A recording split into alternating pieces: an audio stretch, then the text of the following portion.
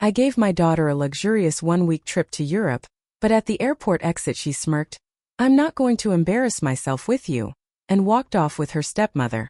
I stayed silent, but when they landed, a trap was waiting for them that neither of them could have imagined. Subscribe to the channel and share your stories in the comments. And now let's get started. My name is Nora Blake, and I am 55 years old.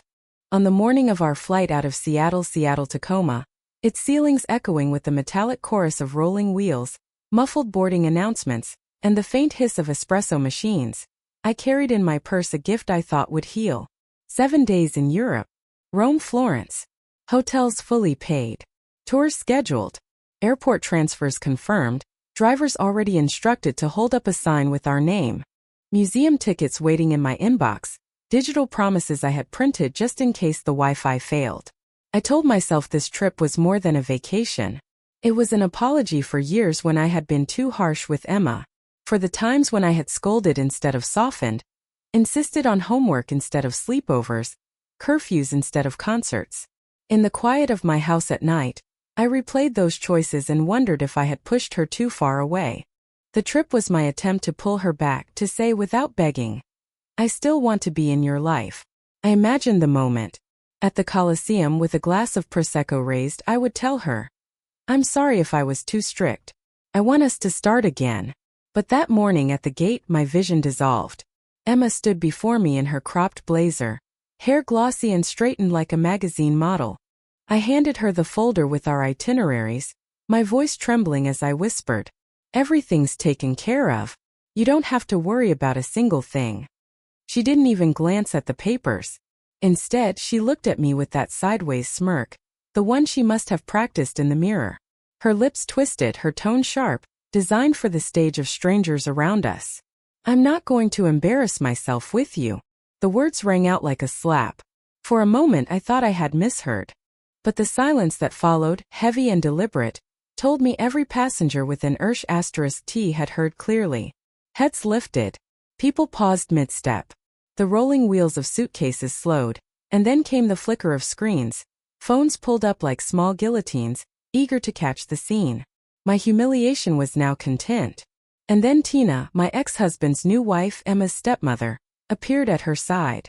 Tall, slim, her lipstick painted in the kind of red that announces ownership. She reached for Emma's suitcase with a graceful swoop, almost theatrical, as if she had rehearsed this moment. Her voice was honeycut with poison. "We'll fly business. Don't hold us up." Business. Of course. My tickets had been economy, reasonable, manageable from my savings. Theirs, I now saw, had been upgraded. I had paid for the trip, yet I was the one demoted, erased. Tina's words were not just dismissal. They were declaration. She positioned herself as the provider, the protector, the one Emma chose to stand beside. And me? I was the inconvenience, the embarrassment. A ripple went through the small crowd near our gate. A few gasps, some murmurs, and then the familiar upward tilt of arms. Phones recording. Lips pursed in pity, some in amusement. A stranger even whispered, not quietly enough, "God, that's brutal." The sound pressed on me like a hand at the back of my neck, shoving my face down into dirt. I felt the burn rise in my throat, but before I could speak, a gate agent approached. A young woman, her hair pulled back too tight, her badge swinging against her blouse. She leaned in with the tone of someone managing unruly children. "Ma'am, please don't create a scene." Her words struck me harder than Emma's. Don't create a scene. As though I were the problem. As though my mere presence was the disruption. I wanted to scream, "Do you not see? I am the one being humiliated." But instead I nodded. Silent. Complicit. Inside, memories crashed into me all at once. The nights I stayed up with a calculator, trying to stretch a teacher's salary to cover braces, field trips, Emma's ballet lessons she eventually abandoned. The times I skipped vacations so Emma could have summer camps. The worn shoes I wore longer than I should have so she could have the newest sneakers. And now here, in this terminal, my daughter performed her rejection like theater. She wanted the world to know. Her mother was a burden, an embarrassment, not worth traveling beside. Tina pulled Emma toward the priority line. Emma didn't look back once. She didn't even see the way my hands trembled as I clutched the straps of my purse, How I dug my nails into my palm to stop myself from collapsing. I caught a glimpse of myself in the reflective glass of the gate window. My tired face, the careful makeup I had applied that morning in hopes of looking elegant beside my daughter, now streaked with sweat. My blouse, chosen carefully for comfort yet class, suddenly looked dowdy, out of place. Behind me a man muttered, "Poor woman." Another chuckled under his breath. Every sound cut deeper. The agent gestured again, impatience on her face. "Please step aside." So I did. I stepped back, spine stiff, every muscle in my body clenched to keep from shaking. My silence was not dignity. It was survival. I lowered myself into a plastic chair by the gate. Around me families laughed, couples leaned into each other. Children tugged at their parents' sleeves. I sat alone, my humiliation looping endlessly in my head, replayed through the lenses of a dozen strangers' phones. The screens would outlive the moment. My daughter's contempt would live online. And yet, Emma and Tina didn't know what I knew. Because in my purse, zipped safely beneath my passport and tissues, were the documents, the codes, the confirmations, all booked in my name. Every hotel, every tour, every driver, every museum entry. They thought they had stripped me of power. They thought I was nothing but the woman they could discard at the gate. But I knew differently. I sat quietly, phone heavy in my hand, a storm gathering beneath my stillness. That performance, that smirk, that sneer, what they didn't realize was this. The show they put on at the gate was not the ending. It was the beginning of their undoing. A week before the humiliation at Seattle-Tacoma, I sat at my dining table late at night, my reading glasses sliding down my nose, the glow of my laptop washing the room in blue light. The house was quiet, the kind of quiet that presses against your ribs and makes you wonder if silence can suffocate. The kitchen clock ticked behind me, reminding me with every beat that I was doing something foolish, spending my savings, my careful nest egg, on a gift for a daughter who had stopped calling me mom in any tone that wasn't strained. But I told myself it was worth it. If I could arrange everything perfectly, flights, hotels, tours, if I could hand her not just a trip but a seamless golden experience, maybe I could buy back her affection. Not with crumpled bills passed in desperation, but with an offering so extravagant it would erase all the sharp edges of our past. Rome and Florence. Cities she had once mentioned with a dreamy sigh in high school, when she was still mine, when we used to watch travel documentaries together on Sunday nights with popcorn. "One day, Mom," she said then, "we'll go there together. You and me." I clung to that memory like a relic. So I built the gift meticulously. Every reservation was under my name. Flights purchased directly with my account. Hotels booked through a platform that required my passport ID at check-in. Museum passes tied to my credit card. QR codes emailed only to me. Drivers instructed that only Mrs. Nora Blake could release their services. It was a system designed not out of mistrust but out of habit. I had always been the organizer, the one who handled paperwork, who remembered deadlines, who saved receipts. Emma had never been interested in logistics. Even when she was younger, she barely read instructions on her school projects. I was the one who quietly glued the final touches when she fell asleep. This trip was no different. I would carry the codes. I would hold the passwords. And then, once we landed in Rome, I would lean across a table, lift my glass of Prosecco, and hand her everything. A ritual of surrender. But after her words at the gate, "I'm not going to embarrass myself with you," the meaning of those codes shifted. I sat at the airport, my phone heavy in my palm, and with the calm of someone past tears, I opened the travel app. I looked at the auto check-in toggles and slid them off one by one. The digital switches dimmed, small lights extinguished. Then I revoked access codes, paused the ride reservations, froze the bookings with a few clicks. No yelling.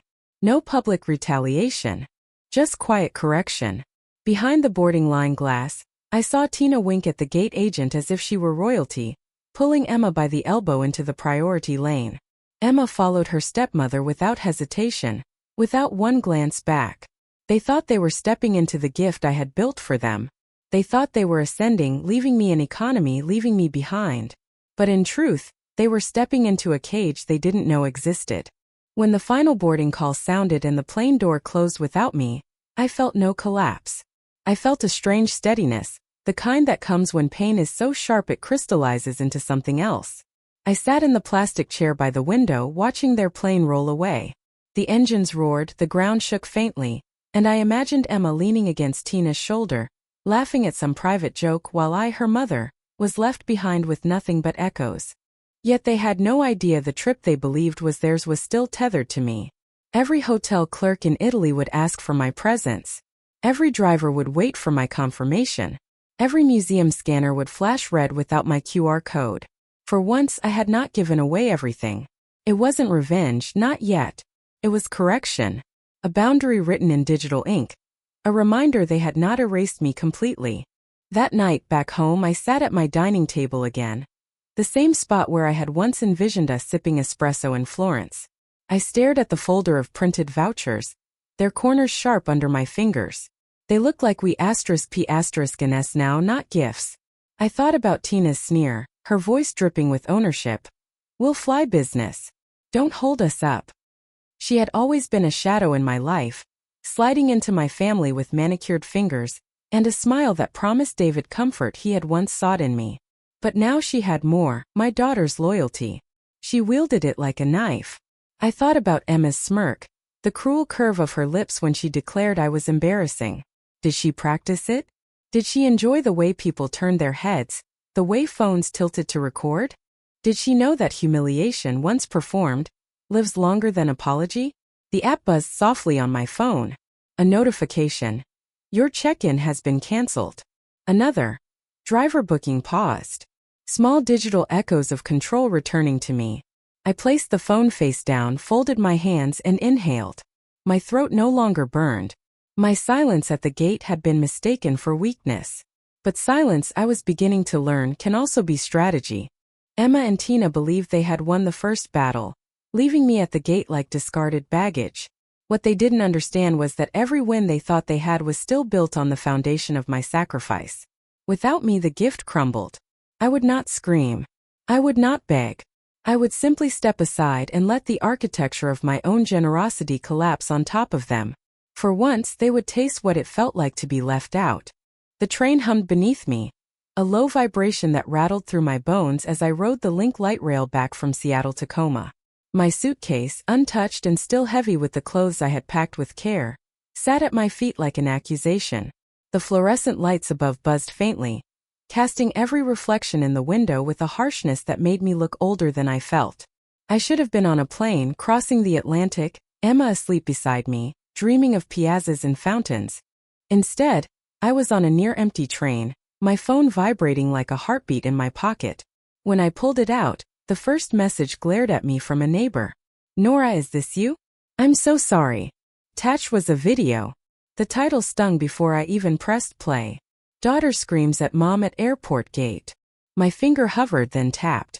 There I was, frozen on the screen, small in the frame, clutching my purse straps while Emma's voice, sharp and venomous, sliced through the speakers.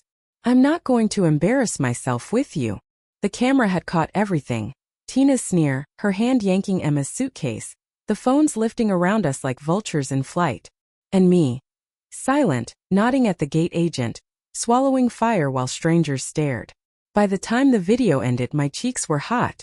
I wanted to hurl the phone across the train, but the damage wasn't inside the device. It was out there, multiplying, reshared by strangers who would never know me, never care about the years of sacrifice that led to that moment. Another buzz. Then another. My phone became a swarm. Links. Screensh *TS. Pitying emojis.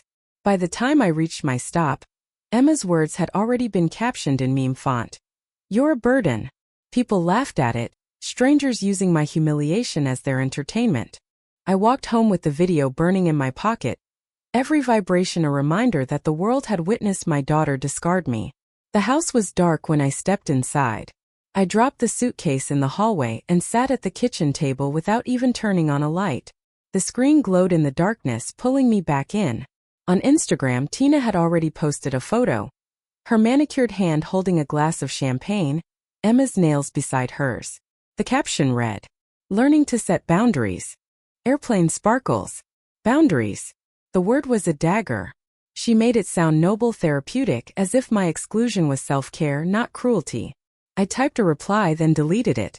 Again and again my fingers hovered over the keyboard. I could say I paid for this trip. I could scream, "You humiliated me in front of strangers." But each time I erased the words.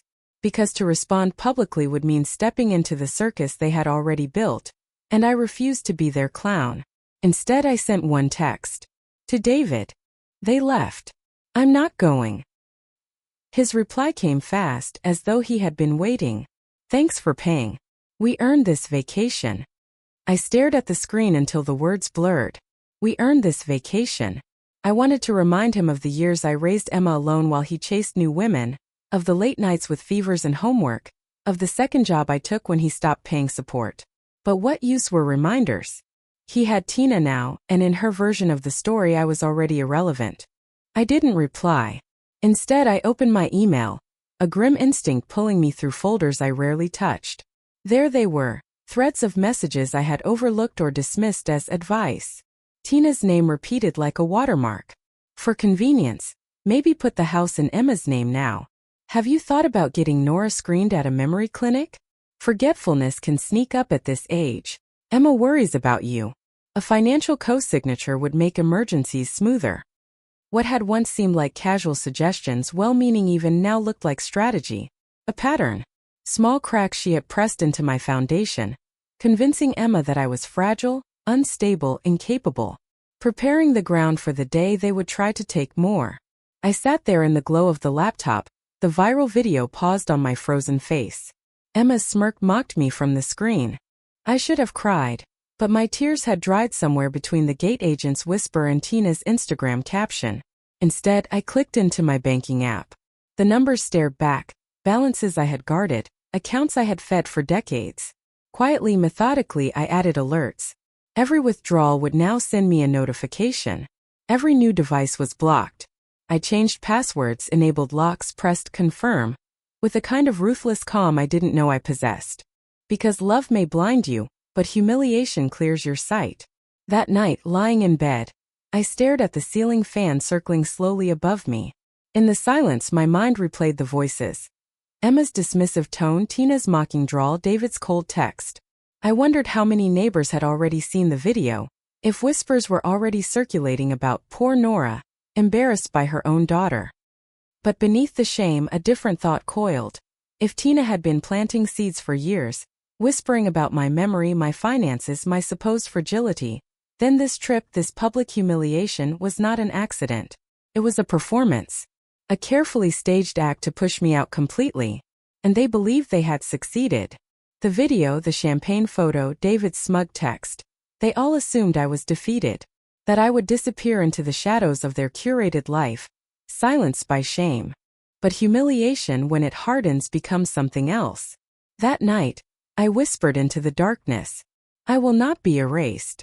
The clock on my kitchen wall ticked loudly that night, its rhythm louder than usual, as if mocking the emptiness of my house. I pictured the plane carrying them, rising higher into the sky, piercing through the darkness above the Pacific. Emma beside Tina, sipping wine she hadn't paid for. Emma, who once clutched my hand on flights as a child, whispering, "Don't let go, Mom." Now she was holding someone else's hand. I told myself I would sleep, that I could block out the thought of them gliding toward Italy on the trip I had built. But sleep never came. By dawn I was still awake, staring at the pale gray light leaking through the blinds. At 11:06 a.m. local Seattle time, their plane touched down in Rome. The confirmation email I had received earlier still glowed in my inbox. Driver scheduled to meet you at Fiumicino Airport with a Blake sign. I imagined them walking past customs, expecting luxury. Tina with her designer sunglasses. Emma pulling her suitcase with the careless entitlement of someone who had never worked for what she was given. But the driver never appeared. Because the order was paused. Paused by me. A single tap of my finger had frozen their arrival. I pictured them standing at the curb, scanning faces, growing impatient as minutes turned into an hour. I could almost hear Tina's sharp voice. "Where is he? I'll call the hotel." And Emma rolling her eyes, texting furiously, her words spilling into my inbox like poisoned arrows. Sure enough, by 1 p.m. my phone buzzed. "Mom, where's the car? We're stranded." I didn't reply. By the time they reached Florence that evening, how I didn't care to know, they dragged their luggage into the grand lobby of the hotel I had chosen with such precision. I had scrolled through hundreds of listings, eliminating anything less than 5 stars, settling on one with marble floors that gleamed like mirrors and chandeliers that dripped crystal like frozen tears. At the desk, Tina must have tossed her passport with that smug confidence she wore like perfume. Emma likely hovered, filming for Instagram stories, rehearsing captions about luxury and dolce vita. But the clerk shook his head. "Signora, this reservation requires the presence of the primary payer, Mrs. Nora Blake, or her confirmation code. Without either, I cannot check you in." My name, my absence, hung in the air between them. They must have argued. Tina, fluent in condescension, leaning forward, voice dripping disdain. "Do you know who I am? The reservation is ours." Emma, frustrated, snapping. "It's under my mom, but she's not coming. Just give us the keys." But rules are rules, and the system held. Without me, without the codes, the room was locked. I received another text, Emma's words appearing and disappearing. "You're ruining everything." Then gone. Then again. "Please." Then deleted. The sight of that little gray bubble, typing, erasing, typing again, was more powerful than any message she could have sent. It told me she was torn, balancing between fury and the faint recognition that she had no ground left to stand on. Tina tried her credit card. I know this because I received an alert. Unrecognized charge attempt flagged for review. The hotel clerk must have looked at her with polite detachment as the system spat her card back. Declined, frozen in the face of my prior alerts. Guests in the lobby watched, curious. Some whispered. I imagined Tina's red lips pressed into a tight line, her cheeks burning as her performance fell apart. The woman who sneered at me in Seattle was now the one on display, fighting with a clerk in broken Italian while strangers looked on. The humiliation they had so carefully staged for me was echoing back, across an ocean in marble and glass. Emma's final text that night was short. "You planned this. You're sick." I didn't reply. I stared at the screen until the letters blurred. Then I put the phone face down and let the silence stretch. Later, as I sat in my kitchen, I thought about every moment that had led here. The nights I had sacrificed sleep to grade papers while Emma's future tuition bills loomed. The years I had put aside travel for myself, telling colleagues, maybe next year. Because Emma needed braces, Emma wanted dance lessons, Emma had college applications. And now here she was, locked out of the hotel I had chosen, because she had chosen to lock me out of her life. The irony was sharp, bitter. A justice I had not planned but accepted. I poured myself a glass of wine that evening, something cheap from the corner store. Nothing like the Chianti they would have sipped if the codes had worked. I raised it to the silence of my kitchen and whispered, "A gift doesn't mean tolerating humiliation." They thought they had left me behind. They thought they had erased me at the gate. But in Rome, in Florence, in every locked door they faced, my name was still the key. By the time the sun rose over Florence, their dream itinerary, the one I had crafted with precision, the one I had imagined would be our peace treaty, was already falling apart piece by piece. I had built it like a mosaic, each day carefully planned. A morning stroll through the Uffizi Gallery, private skip-the-line tickets waiting. A guided climb up the Duomo Dome, so Emma could see the city the way poets once described it. A Tuscan wine tour with a driver who was supposed to pick us up in a sleek black Mercedes. All of it was tied to me, my email, my QR codes, my presence. Without me, they were scraps of paper behind glass. I woke that morning not in a Florentine hotel, but in my small kitchen in Seattle. The travel folder still lay on the table, its contents untouched. I spread the papers out like tarot cards, each one a promise I had once thought sacred. Uffizi Gallery, valid for 3 guests, lead name, Nora Blake. The same words repeated on every document. At 3:12 a.m. Seattle time, my phone lit up again. Emma's voice came through, sharp and frantic. "They won't let us in. Mom, can you just send the codes? Please." I replayed the message, listening carefully. Her tone wasn't the condescending one she used at the airport. It was smaller now, frayed at the edges. But before I could even consider my response, I caught something faint in the background. Tina's whisper. "Tell her about grandkids." I froze. It wasn't a slip. It was strategy. Tina was coaching her, shaping her words like a lawyer prepping a witness. Emma's desperation wasn't pure, it was rehearsed. I sat back in my chair, letting the silence swell between us. Once those words would have melted me. I had spent years fantasizing about holding a grandchild, about teaching a little one how to bake cookies, about hearing Nana echo through my kitchen.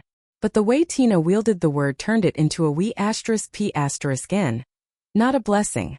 So I typed calm and precise. We'll talk with a mediator when you're back. Use what you have for now. Then I turned off my phone.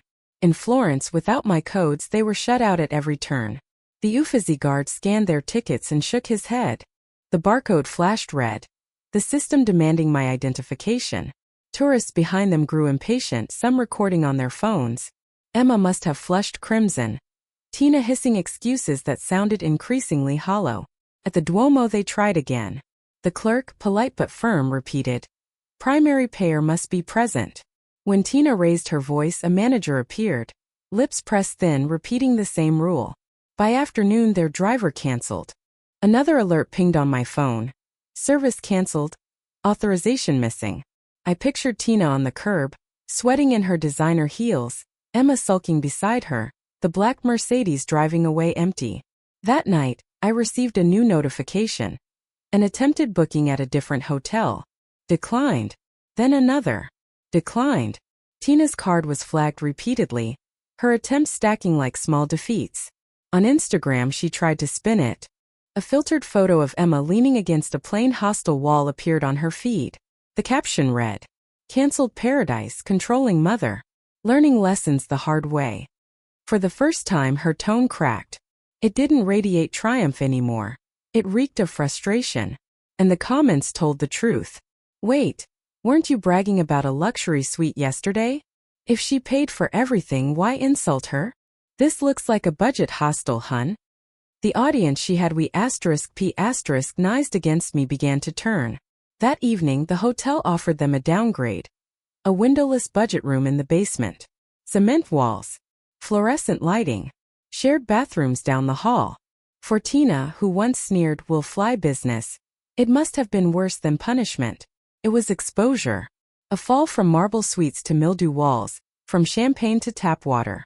And I didn't need to lift a finger. My silence had done the work for me. As their posts grew angrier, I sat in Seattle flipping through old memories. Family dinners where Tina insisted on helping Emma with bills, subtly taking over my role. Times when she would put her hand on my arm and say, "You must be tired, Nora. Let me handle this." At the time I thought it was kindness. Now I saw it clearly, it was erasure. Slowly convincing Emma that I was less capable, less stable, less necessary. Even Emma had joined the chorus. She once mocked me at dinner when I used my phone reminders to keep track of groceries. "Mom can't even make tea without a list," she laughed. I laughed with her, pretending it didn't sting. But it had been the first brick in the wall Tina was building between us. Now those bricks were visible. The wall was complete. I opened my laptop and scheduled a call with my lawyer. I didn't tell him about Florence yet.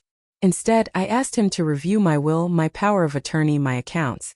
His voice was calm, steady. "They're untouched. No changes made. But, Nora, document everything. If this escalates, you'll need records."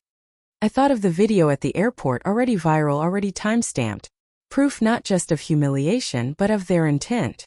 Back in Florence, their frustration leaked into every post. Emma's stories were filled with vague complaints about technical glitches and unfair systems. Tina wrote in her captions about toxic mothers who can't let go. But the more they posted, the more it backfired. Their audience saw through the anger. Every photo of their dim hostel room, every blurry selfie in a fast food cafe, told the story better than I ever could. At midnight, my phone buzzed again. Emma's message was trembling, hurried. "Mom, please. We're exhausted. Just send the codes. This is too much." I stared at the words, at the child I had once carried through fevers and nightmares, now reduced to begging for access to something she had tried to rip from me. My thumb hovered, but I didn't reply. Because this wasn't punishment. It was the boundary I should have set years ago. That night, I stood by my kitchen window, looking out at the quiet Seattle street. The stars were faint against the city's haze. For once, I didn't feel small under them. I thought of Emma and Tina in their windowless hostel room, tossing on squeaky bunk beds, listening to the snores of strangers. I thought of the luxury suite I had once envisioned for them, the marble bath, the view of the Arno River. The image dissolved. It was no longer theirs. A gift, once we *p*nized, is no longer a gift. It becomes a debt. And I was done paying. The silence in my kitchen after Emma's last message was heavier than the dark. I left the phone face down on the table, the little gray bubble of her erased words haunting me. She had typed and deleted over and over, the way a drowning swimmer thrashes before sinking. And I, her mother, watched without throwing a rope. I poured myself tea and sat by the window, the steam curling up like a ghost. And I thought about every attempt I had made in the years before Tina. Attempts to be the steady ground beneath Emma's unsteady steps. Attempts that now, in the harsh fluorescent light of hindsight, looked less like love and more like blind servitude. I remembered the first time Tina had helped. It was at a family dinner, just after David had introduced her as his new wife. She had leaned across the table, hand on Emma's arm, and said in a voice smooth as butter, "Sweetheart, I'll show you how to manage those credit card bills. Your mom already has so much on her plate."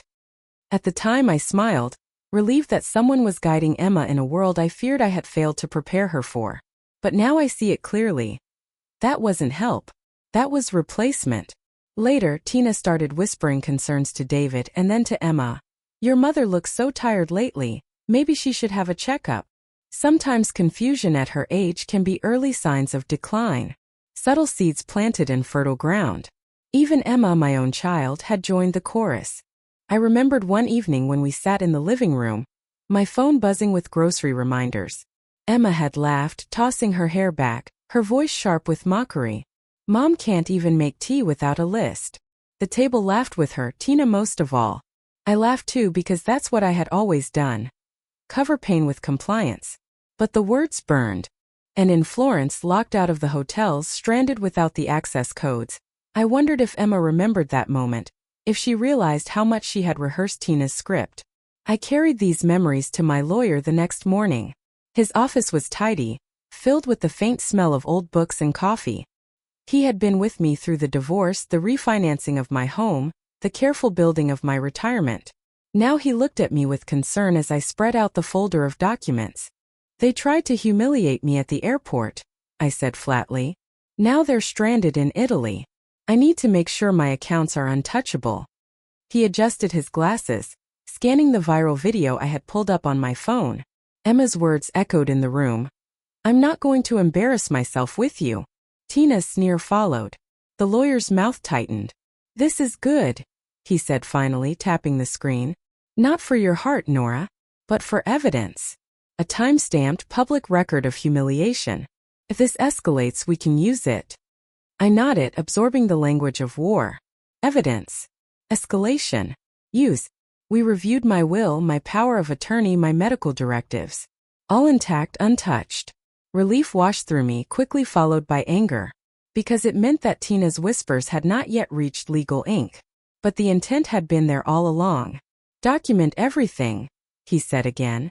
"Every text. Every attempt at access. Every word they've put in writing." So I did. That afternoon I opened Emma's old messages. I scrolled back through years, the archives of my desperation to stay in her life. Messages I had ignored then now screamed their meaning. Tina's handprints were everywhere.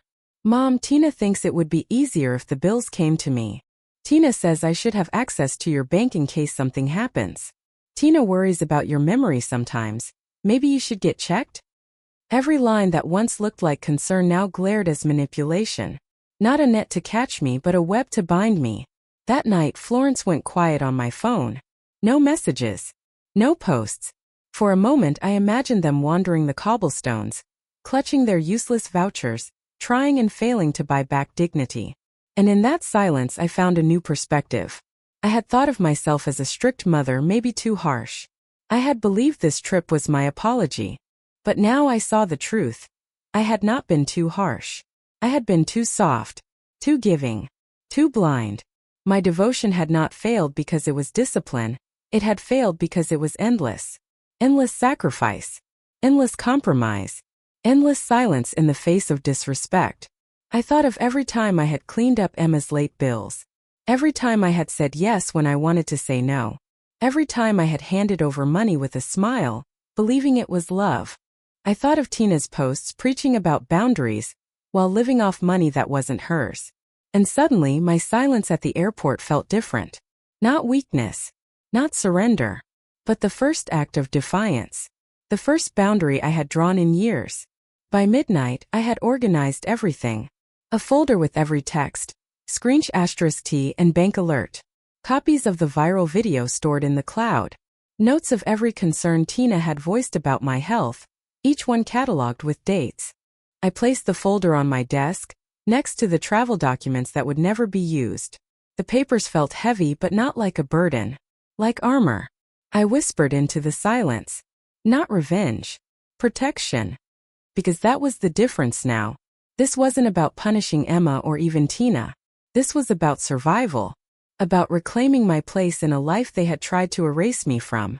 When I finally crawled into bed, exhaustion pulled at me. But beneath the weight of it was a strange steadiness. Emma was still my daughter. I would never stop wanting her respect. But I understood something new. Respect isn't bought with luxury hotels or museum tickets. It isn't coaxed with endless giving. Respect is demanded, earned, and guarded. And tomorrow, when the calls came again, when the apologies mixed with accusations, I would be ready.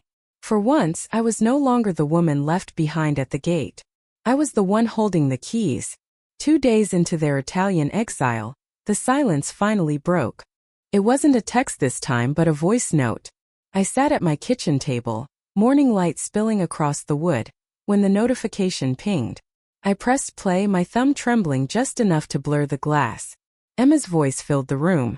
"Mom," she began, and I could hear the shakiness, the cracked edge that only comes when pride collapses. "I'm sorry. I was just stressed.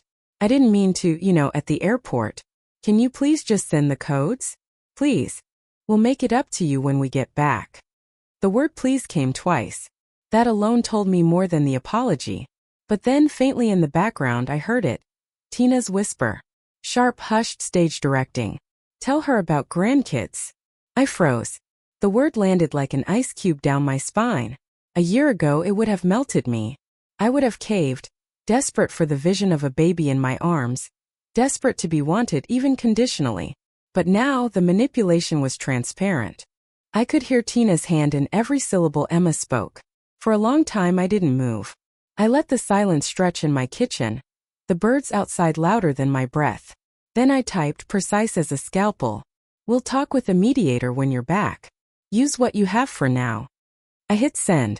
No softness. No begging. Just a line. That afternoon my phone stayed quiet. On Instagram, however, Tina tried to keep the illusion alive. She posted a photo of Emma in a cafe.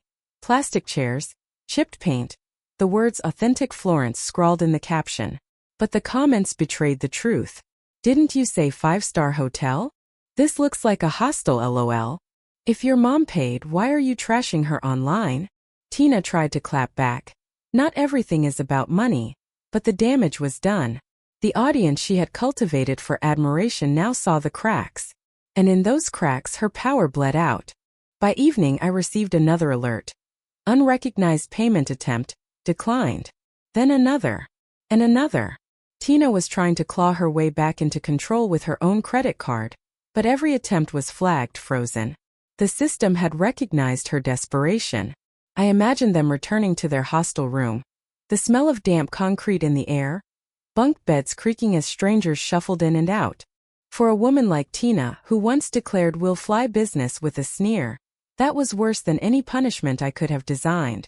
Emma must have felt it too. Because by the third night she messaged again. This time no performance. Just 4 words. "We can't do this." I didn't reply. The next day, relatives began to message me. My sister, my cousin, even an old friend Emma hadn't spoken to in years. Their words dripped with judgment disguised as concern. "But you're still her mother. Don't you think you've made your point? What if she really needs you?" I didn't argue. I didn't explain.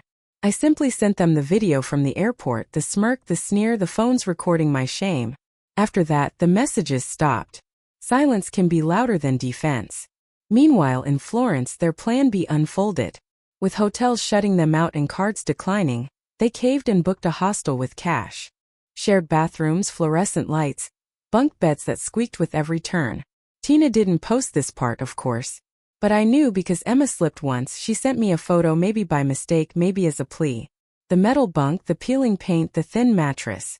She deleted it within minutes, but I had already saved it. At night, they whispered through the walls, their voices carrying across the ocean in my imagination. Tina sharp. She'll break. She always does. Emma softer. But what if she doesn't? And me in my kitchen sipping tea, I won't. By the fourth day, Tina toned down her posts. Gone were the digs at me. Gone were the hashtags about boundaries. Instead, she began posting vague motivational quotes, the kind people share when their own lives are unraveling. Sometimes the hardest lessons are the ones we need most. True strength is letting go of toxic ties. But the comments betrayed her again. Toxic? Didn't she pay for your trip? You mean toxic like sleeping in a hostel after bragging about marble suites? Her frustration leaked through. Every attempt to reframe the story made her look smaller, pettier. On the fifth morning, Emma tried again. This time, not with anger, not with begging, but with something closer to confession. Her message read, Mom, I'm ashamed. We don't belong here like this. Please, I'll do anything. I stared at it for a long time. I thought about the nights I had stayed up late paying her bills. The times I had canceled my own plans so she could have what she wanted. The years of silent endurance while she grew colder. And I thought about Tina whispering in the background, always shaping Emma's words. Then I typed, when you return, we'll meet with a mediator. Until then, figure it out. I pressed send. My hands didn't shake. Relatives stopped messaging after I sent the video. Neighbors who once whispered pity, now avoided eye contact. They didn't know whether to see me as the victim or the villain. I didn't care. For once, I wasn't performing motherhood for anyone else. At night, I looked at the travel folder still lying on my desk. The codes, the tickets, the confirmations, all still valid, all still mine. But they were no longer symbols of apology.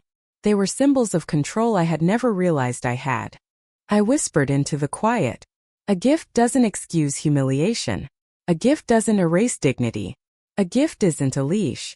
And for the first time in years, I believed it. By the sixth night, Emma's messages had stopped. Tina posted nothing.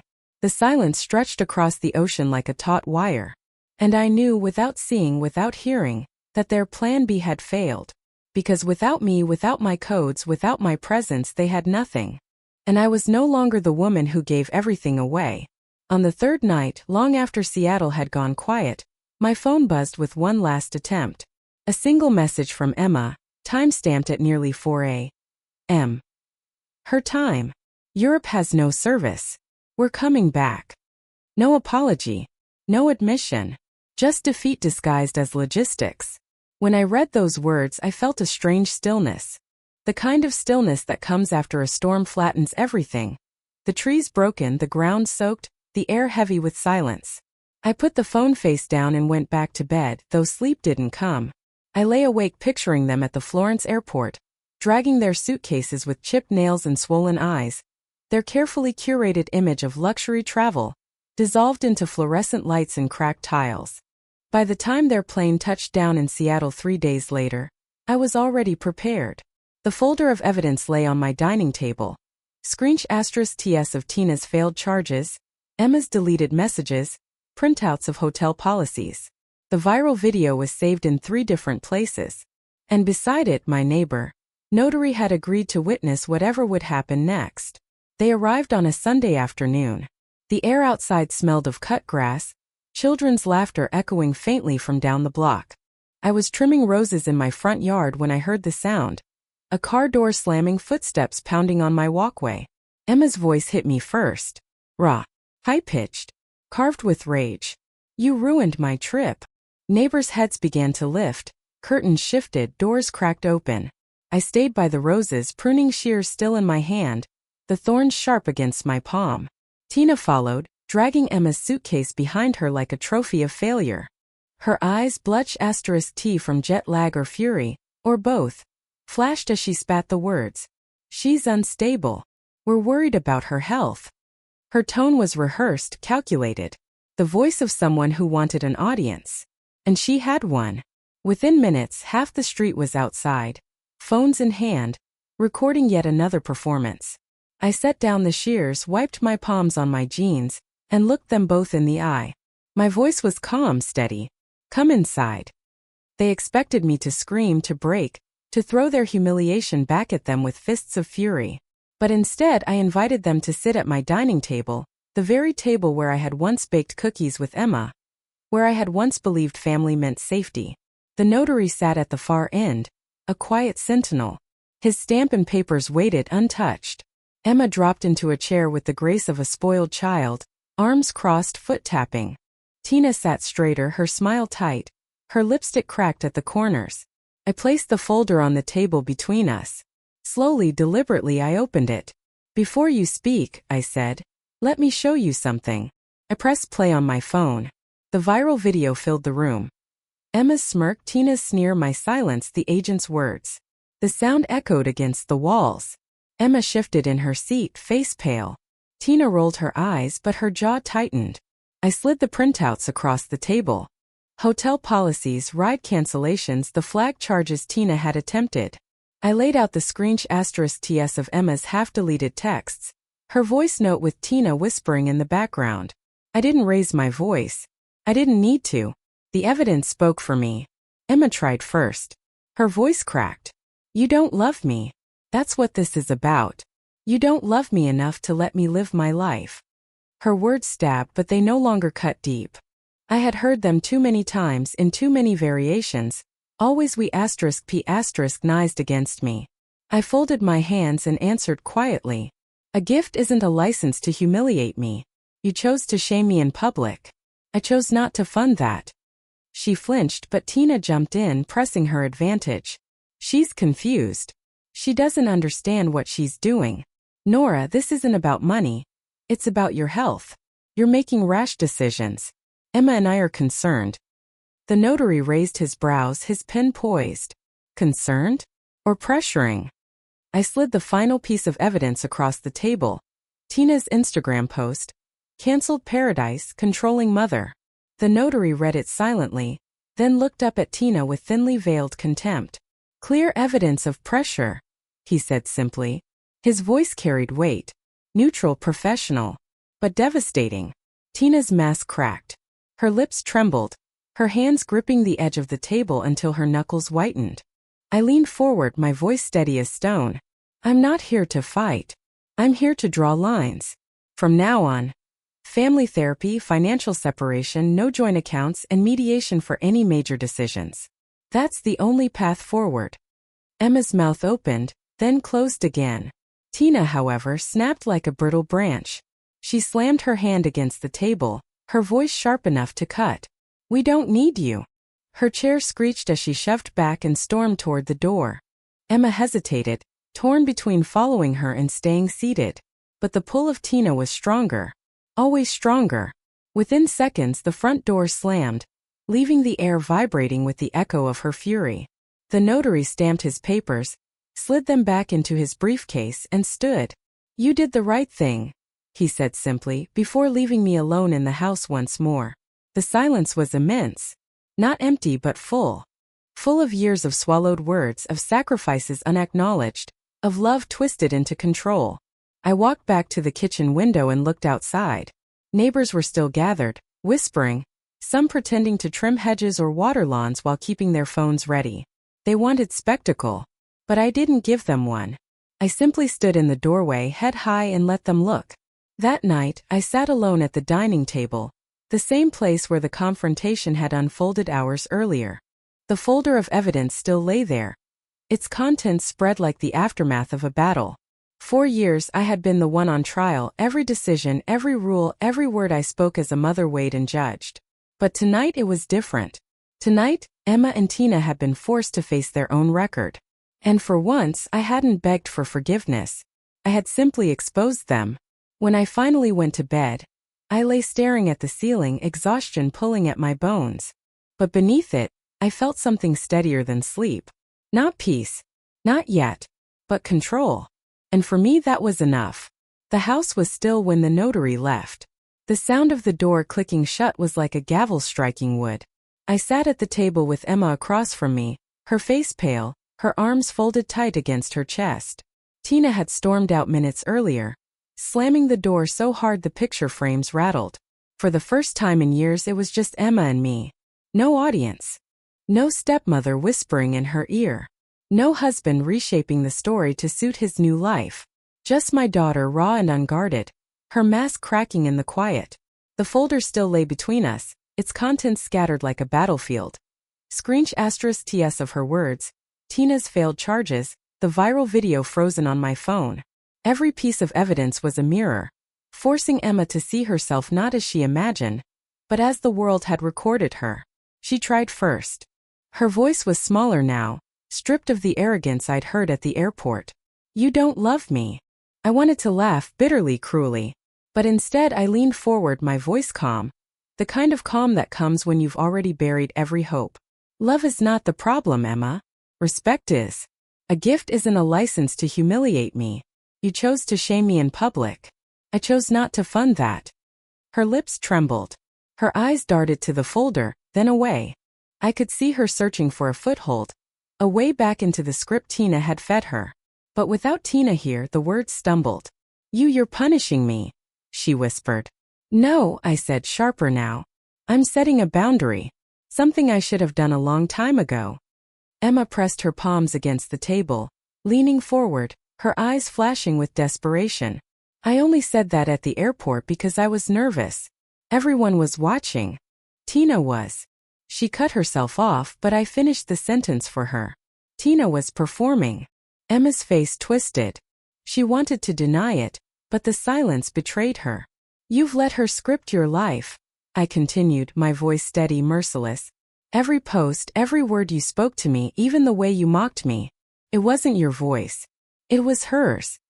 Emma shook her head, but tears spilled down her cheeks. That's not true. I leaned closer, cutting her off. Do you know what she told people online? That I'm controlling. That I'm unstable. That I ruined paradise. And you, my own daughter, let her.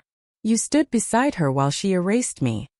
Emma's tears dripped onto the table, dark spots spreading on the wood. She tried again, a final defense. She says you need help, Mom. She says you forget things, that you're declining. The words were knives, but they no longer pierced. I had already bled too much. I slid a paper across the table, the lawyer's summary of my accounts, every detail intact, every bill paid, every record spotless. Does this look like decline to you?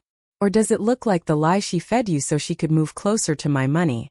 Emma stared, her face crumbling. For the first time I saw recognition, not complete but enough to fracture the illusion Tina had built. Tina wasn't gone long. The door slammed again, her heels striking the hardwood like hammers. She swept back into the room, her voice already sharp, already cutting. This is ridiculous. She's confused. She needs medical supervision. Emma, come on. We're leaving. But Emma didn't move. For the first time, my daughter didn't obey her stepmother's tug. She stayed seated, her hands folded tight in her lap, her face wet with tears. Tina's eyes narrowed, her voice hardening. You don't understand, Nora. You're sick. Everyone can see it. We're just trying to protect you. I picked up my phone and slid it across the table. On the screen was Tina's own Instagram post. Cancelled paradise, controlling mother. Protect me? I asked softly. This is protection? The notary, still standing near the door, spoke then. His voice was neutral, but it carried the weight of authority. Clear evidence of pressure. Manipulation documented in her own words. Tina's mask shattered. Her face twisted, her lips trembling, her eyes flashing with the rage of someone exposed. I leaned back in my chair, my voice cutting through the room like a blade. I'm done with your games. Here is the roadmap forward. Family therapy, financial separation, no joint accounts, and mediation for any big decisions. That's it. Those are my terms. Take them or stay out of my life. Emma's breath hitched, her face pale, her body trembling. Tina, however, slammed her hand on the table. We don't need you, she screamed, her voice raw. And then she stormed out again. her heels echoing down the hallway until the door slammed once more. This time Emma stayed. The silence stretched between us, heavy and suffocating. Emma's tears rolled silently down her cheeks. She looked at me, her voice barely a whisper. I wanted her approval more than your respect. Her admission cut deep. Not because it was a surprise, but because it was the first honest thing she had said in years. I nodded slowly, the weight of decades pressing on me. I know. For the first time, Emma reached across the table, her hand trembling as it brushed against mine. The touch was tentative, fragile, a bridge built from rubble. I don't know how to fix this, she whispered. I pulled my hand back gently, not unkind but firm.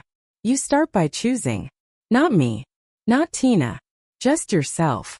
And if you want a relationship with me, it won't be bought with trips or gifts. It will be built with respect. Emma nodded, silent tears dripping down her chin. She looked smaller than I'd ever seen her. Smaller than she had been even as a child. That night, after Emma left, I sat alone at the table. The folder of evidence still lay open, the video frozen mid-frame, Tina's sneer sharp against the screen. But for the first time the image didn't sting. Didn't hollow me out. Because the conversation had shifted. For years I had been the one pleading for scraps of love, begging for inclusion, paying for proximity. Tonight I hadn't begged. I hadn't caved. I had drawn the line, and Emma, my daughter, had stayed seated when Tina tried to pull her away. It wasn't victory. Not yet.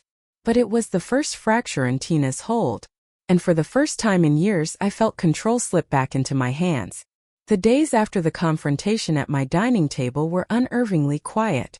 A stillness lingered in the house, the kind that feels almost dangerous, like the pause before thunder cracks the sky.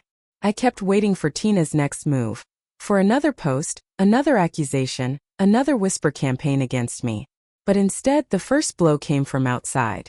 The viral video that had started as a cruel spectacle, the humiliation at the Seattle-Tacoma gate, kept spreading. At first it was a clip on strangers' timelines, then it was reposted by gossip accounts that thrive on family drama. But eventually it found its way into circles that mattered to Tina. She called herself a life coach, specializing in boundaries and emotional freedom. I had ignored her business for years, rolling my eyes at her polished mantras, her staged photos of herbal tea and notebooks scrawled with affirmations. I thought it was harmless nonsense for the internet. But when the video began circulating with her face in it, sneering at me as she dragged Emma away, the brand she had built began to rot in public. I knew because one morning, I opened my phone and found Tina's name trending. Not in admiration but in disgust. This woman tells clients to set healthy boundaries, while humiliating her husband's ex-wife at an airport? Is this the coach who preaches compassion? What a fraud. Boundaries or just greed dressed up in hashtags? Her own words, once her we*p*n, had turned on her. Emma wasn't spared either. Strangers dissected her cruelty, replaying her line, "I'm not going to embarrass myself with you," as if it were a punchline. Some mocked her. Others pitied her. But the effect was the same. She was exposed, her entitlement no longer hidden behind Tina's curated posts. I didn't post. I didn't comment. I didn't lift a finger. I just watched. The humiliation they had orchestrated for me had become their own undoing. 3 days later I received a message from David. Not a phone call, not a knock on my door. A simple text, terse and unexpected. They crossed the line. Not we crossed the line. Not even she crossed the line. He meant Emma and Tina. My daughter. His wife. For a moment I stared at the screen, unsure whether to laugh or cry. David, who had abandoned me years ago, was now distancing himself from the very people he had chosen over me. But I didn't reply. His judgment meant nothing. He had forfeited his voice in my life long ago. Instead, I turned my attention to protection. My lawyer came to the house again, and together we updated my will. The pen felt heavy in my hand as I signed, but the weight wasn't fear, it was resolve. Emma would remain a beneficiary. I couldn't erase her completely. She was still my daughter, still the child I had raised, even if she had been warped by Tina's hand. But the inheritance came with conditions now. Therapy, independence, proof of responsibility. No automatic access.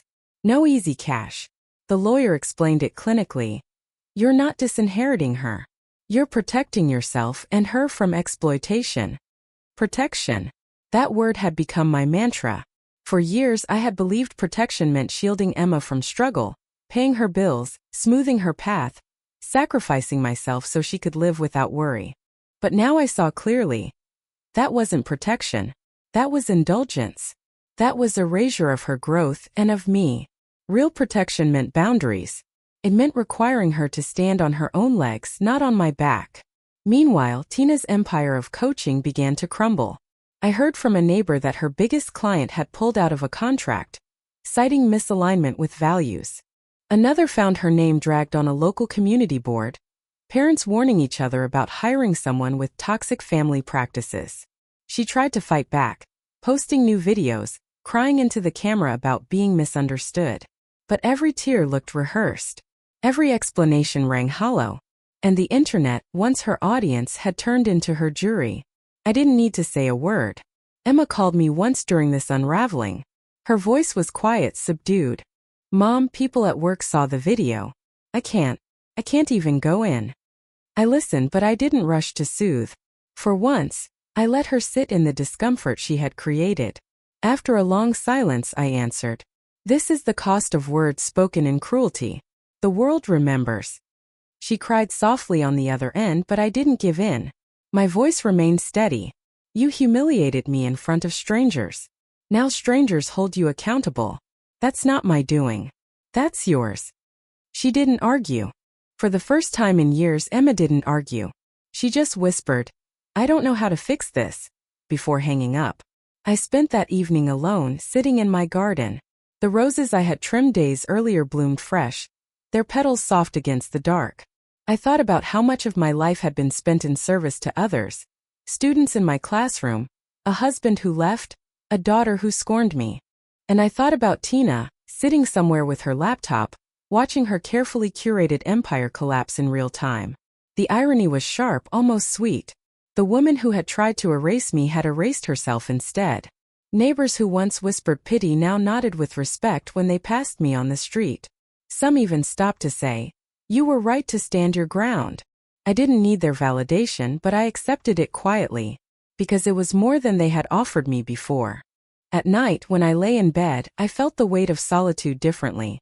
Not as a burden but as armor. The silence was no longer filled with shame. It was filled with clarity. Emma's path was her own now. Tina's downfall was hers to carry. David's judgment was irrelevant. And me? I had reclaimed what they thought they had stolen. My control, my dignity, my future. I updated my passwords again that week, changed locks on the house, even installed a small camera above the porch. Not out of paranoia but out of certainty. They had underestimated me once. They would not get the chance again. As I set the new code on the keypad, I whispered to myself, not punishment, protection. It was the first time in years I felt safe in my own home. When I looked back at the folder of evidence, Emma's texts, Tina's posts, the viral video, I no longer saw pain. I saw documentation. Proof that I had been tested, cornered, humiliated, and I had survived. The story was no longer theirs to write. It was mine. And I had already chosen the ending. Cold, clear, and entirely my own. The first time Emma came back to my door without Tina, the air itself felt different. No sharp heels clicking on my walkway. No staged drama. No phone lifted slyly to record my every word. Just Emma. Alone, small, shoulders hunched inside a jacket too thin for the Seattle rain. I almost didn't recognize her. Not because her face had changed, but because the arrogance had drained out of it. Her eyes, once narrowed in contempt, now looked heavy, almost swollen from crying. She stood on my porch for a long moment before knocking, as if she were rehearsing a script and finding no lines. When I opened the door, I didn't speak. I let her be the first. "Mom," she said, her voice raw, stripped of its edge. I needed to come alone. For a heartbeat, I thought of closing the door. A reflex, a shield. But something in her tone, something cracked and unsteady, made me step aside. She entered, dripping rain onto the floorboards, her hands trembling as she clutched her bag. We sat at the dining table. The same place where Tina had hissed about my instability, where Emma had once accused me of not loving her. But today there was no folder of evidence between us, no notary, no witness. Just silence. Emma folded her hands, staring at her chipped nails. Her voice trembled. I'm ashamed. The words hung in the air. Simple. Direct. Uncoached. She didn't look at me when she continued. I wanted her praise more than your respect. Now? I don't even know why. Her confession landed like a stone in my chest. Not because it surprised me, but because it was the first time Emma admitted it aloud. For years I had felt the shadow of Tina's influence, her hand guiding Emma's words, her sneers shaping Emma's scorn. But hearing my daughter say it, naming the truth herself, was different. I stayed quiet. I had learned the power of silence. Let her fill it. Emma wiped her face with the sleeve of her jacket, her breath shaking. She made me believe you were weak, controlling, that you'd take everything if I didn't side with her. She called it protecting me. But it wasn't. It was about her. Always her. Her voice cracked on the last word. Tears slipped down her cheeks, and for once I didn't rush to comfort. I let her sit in the weight of her own recognition. Finally she looked at me. I belittled you because I was afraid of becoming you. The honesty cut deeper than any insult she had thrown at me. My throat tightened, but I didn't flinch. Afraid of what? I asked, my voice low. Her answer came quickly, almost desperate. Afraid of ending up dependent. Afraid of being alone. Afraid of being discarded the way Dad discarded you. Her words stabbed, but they were not lies. They were raw truth. Emma had watched my life fracture, had seen me struggle through David's betrayal, had watched me hold everything together with quiet labor. And in her young eyes she hadn't seen resilience. She had seen weakness, a fate to avoid. So she aligned herself with the stronger figure. Or at least the louder one. Tina. We sat there for a long time. The rain beating against the windows, the house echoing with memories. Finally Emma whispered, I want to try. I didn't let her off easy. Try what? To fix this. Her voice was small. I don't want to lose you, Mom. Not for her. Not for anyone. My heart ached. But ache wasn't enough to erase years of contempt, years of calculated cruelty. So I laid out conditions. Cold. Clear. Boundaries, not please. We meet with a family therapist. You find work, your work, not through her, not through shortcuts. Financial support only for education, not for status. No joint accounts. No hidden deals. And we meet on schedule, not when you want something. Emma nodded, her shoulders trembling as though I had handed her a sentence. But she didn't argue. She didn't bargain. She just whispered, okay. The first therapy session was brutal. Sitting across from a stranger with Emma beside me, listening as the therapist asked, what do you want from each other? Felt like peeling back scars with bare hands. Emma admitted things I had long suspected but never heard. I posted about you because Tina told me it would make me look independent. I laughed at you because she said no one respects a mother who nags. I believed her when she said you'd lose the house. Each word was like swallowing glass. But the more she spoke, the more her mask fell. She wasn't just a cruel daughter. She was a daughter who had been groomed to see me as an obstacle instead of a foundation. And in that room under fluorescent lights and a stranger's watchful eye, she finally saw it too. The weeks that followed were uneven. Some days Emma came to me with sincerity, her voice soft, her eyes clear. Other days she slipped back into old patterns, snapping defensively, blaming me for rules she didn't want to face. But each time I didn't collapse. Boundaries. Not rescue. One evening, she asked for money for a business course Tina had once pushed her toward. I shook my head. No. Not unless it's accredited. Not unless it's yours, not hers. She didn't scream. She didn't storm out. She just nodded, defeated.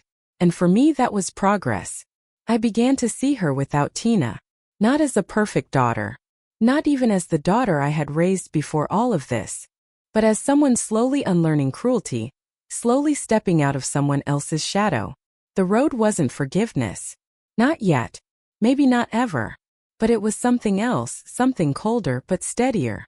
Coexistence. A chance. At night, alone in my bed, I thought about the irony. I had given Emma everything, years of sacrifice, endless offerings. And she had chosen Tina over me. It wasn't until the marble suites collapsed into bunk beds, until Tina's empire crumbled online, until silence replaced applause that she came back. But I wasn't naive anymore. She didn't come back because she suddenly loved me. She came back because she had nowhere else to stand. And maybe that was enough for now, because I was no longer the mother who would crawl, beg, or bleed for scraps. If Emma wanted me in her life, she would have to meet me where I stood, on solid ground, surrounded by boundaries I had built with my own 2 hands. That night, I whispered to myself, not as comfort but as law. I am not a convenience. I am not a purse. I am not a shadow. And if Emma wanted a relationship, she would have to prove it, without Tina's voice in her mouth, without entitlement in her eyes. For once the choice was hers, and the control was mine. There comes a moment when even the deepest wounds stop bleeding. They don't heal smoothly, they scar, thick and jagged, reminders carved into flesh. But they close. And when they do, you realize survival isn't about going back to who you were. It's about becoming someone you never imagined you could be. For me, that moment came not in court, not in arguments, not even in therapy sessions with Emma. Came one morning in my kitchen. The light through the blinds fell soft across the table. My tea steamed quietly. And for the first time in years, I wasn't waiting for my phone to buzz with demands. No mom, transfer money. No emergency, help now. No Tina, no David, no accusations, no staged humiliations. Just silence. It was the silence of freedom. I didn't rebuild the trip. I didn't refund the tickets or salvage the bookings. They expired in my folder, dates passing like gravestones in a cemetery. Rome and Florence became places I would not see this time, not with them. And I didn't grieve it, because I realized the trip was never about Europe. It was about me paying for forgiveness that should never have been owed. And I was done paying. Emma tried in her own way. She came to therapy. She admitted her betrayals, her fear of becoming me, her dependence on Tina's approval.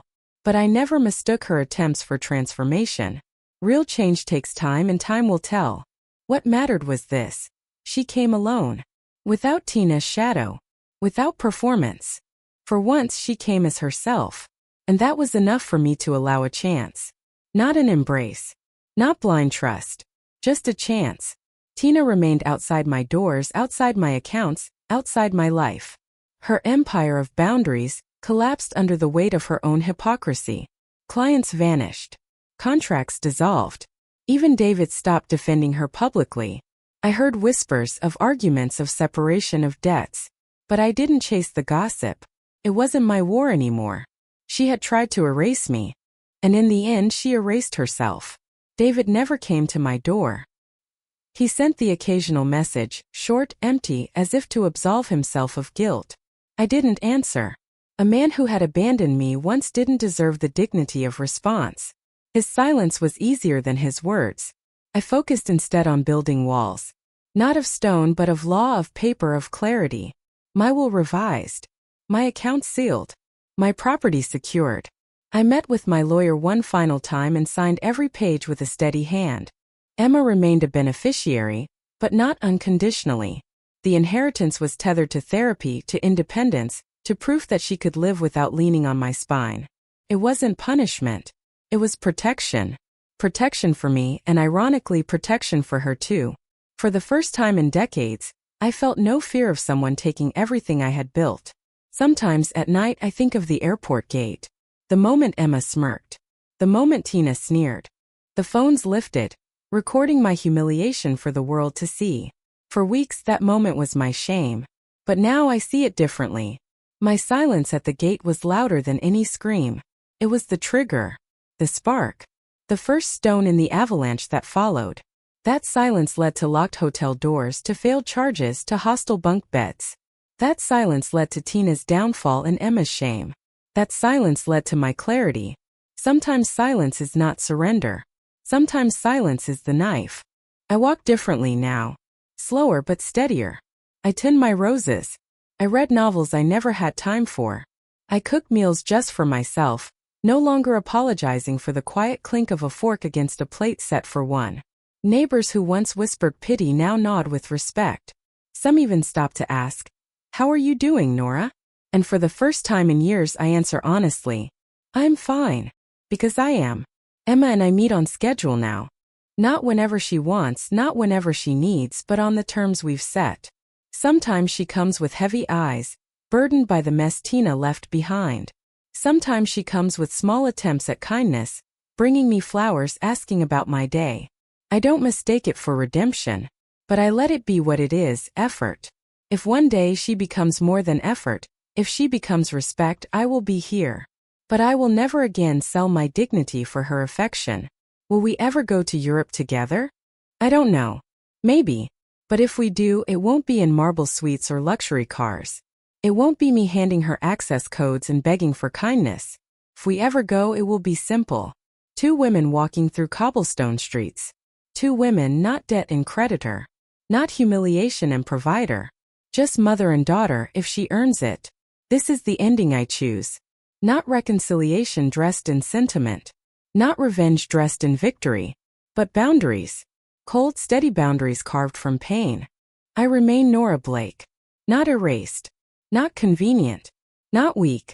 I am not the mother discarded at the airport gate. I am not the woman whose love could be bought, mocked, or performed against. I am the woman who rescued herself. And if Emma grows from the ruin, so be it. If not, so be it. Because finally, after 55 years of sacrifice, I understand the truth. Freedom is not given. Freedom is seized. And I have seized mine.